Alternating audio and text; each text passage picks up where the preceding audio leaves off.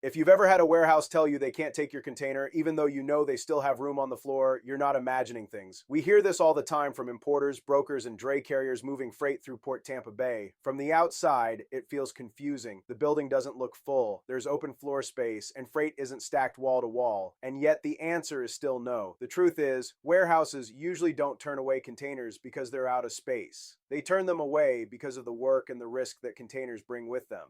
Once you understand what's really happening behind the dock doors, those rejections start to make a lot more sense. One of the biggest misunderstandings in logistics is treating containers like standard inbound shipments. On the warehouse floor, a container isn't a routine receipt. It's a project. A single container often shows up floor loaded with mixed SKUs and no clear pallet configuration provided by the customer. Plus, there are tight drayage windows, pressure to unload fast, and a very real chance that the product inside is different than the customer mentioned during the quote. That's completely different from receiving palletized freight for an existing customer that can be put away in minutes. Containers demand planning, labor, supervision, and flexibility all at the same time, and not every warehouse is built for that. Most warehouses are designed around predictability. They plan inbound receipts, they schedule outbound orders, they assign labor based on known volumes. So when a container request comes in, the real question isn't do we have room? It's do we have a crew available that day? Will this tie up a dock door for half a shift? Who's overseeing the unload? And will this disrupt our other customers? If those answers aren't clear, many warehouses protect themselves by declining the container. That decision has nothing to do with available space. It has everything to do with operational capacity. Labor is one of the biggest reasons containers get turned away, and it's rarely talked about openly. A typical 40-foot container can require 3 to 6 warehouse associates, one or more forklifts or pallet jacks, a dedicated dock door, and a supervisor watching the process closely. Now picture a warehouse that's already handling outbound shipments, LTL receipts, inventory counts, and daily customer requests. Most facilities don't keep extra labor sitting idle just in case a container shows up. Taking that container often means overtime, missed ship deadlines, or frustrated long-term customers. From a warehouse's perspective, saying no is usually the safer move. Containers also bring risks that traditional storage warehouses aren't always equipped to handle. In the Tampa market especially, common issues include shifted loads from ocean transit, overweight or oversized pallets that were supposed to be standard sized, water damage, broken cartons and loose product, and missing or inaccurate paperwork. If a warehouse doesn't deal with those situations regularly, they can quickly turn into claims, disputes, or safety issues. Rather than take on that risk, many warehouses quietly avoid container work altogether. You might wonder why warehouses don't just explain all of this up front.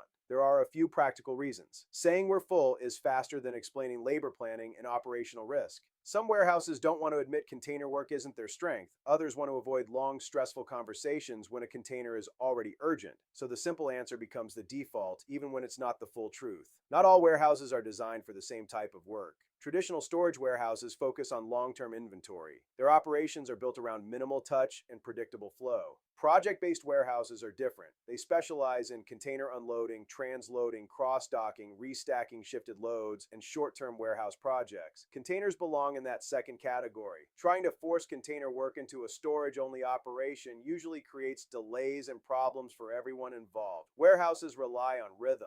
Outbound orders go out, inbound freight comes in, labor shifts between tasks. A container disrupts that rhythm. Dock doors get tied up, forklifts are reassigned, supervisors shift focus, other work slows down. If a warehouse isn't designed to absorb that disruption, container work quickly becomes a headache. That's why many warehouses choose consistency over flexibility. Here's another reality that often gets overlooked. Empty floor space without trained labor, proper equipment, clear processes, and experienced supervision isn't helpful for container work. In fact, it can be dangerous. Containers dropped into unprepared operations are far more likely to result in damaged freight, missed counts, and safety issues. Warehouses that understand this are cautious even when space is technically available. Warehouses that regularly handle containers plan for them. They assume freight won't be perfect. They schedule labor around projects. They stage equipment in advance. They communicate clearly before the truck arrives. At warehousing, etc., container unloading is normal weekly work, not an exception. That mindset changes everything. With container freight, speed matters more than space. Speed directly impacts costs through port storage, chassis rental, detention, and demurrage. A warehouse with space but slow execution can cost you far more than a warehouse that's tight but efficient. That's another reason many warehouses avoid containers. They know they can't move fast enough to justify taking on the risk. Sometimes customers push a warehouse to take a container even when the warehouse is hesitant. That usually leads to long unload times, damage issues, inventory discrepancies, unexpected labor charges, and missed outbound timelines. A warehouse saying no can feel frustrating, but it can also be a warning sign.